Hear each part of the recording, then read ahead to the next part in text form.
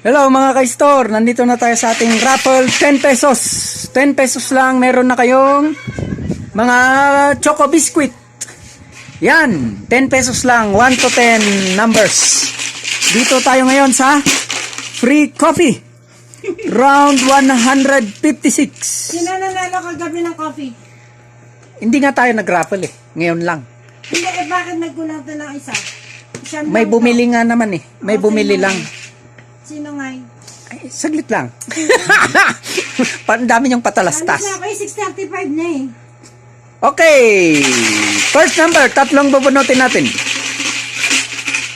Ito lang naman. O, unang bunot. Ito na, para makauwi na si Ma'am Honey. Number 9. Number 9, si Mark. Wala siya. Second. Absent ang nanalo ng kape. Pangalawang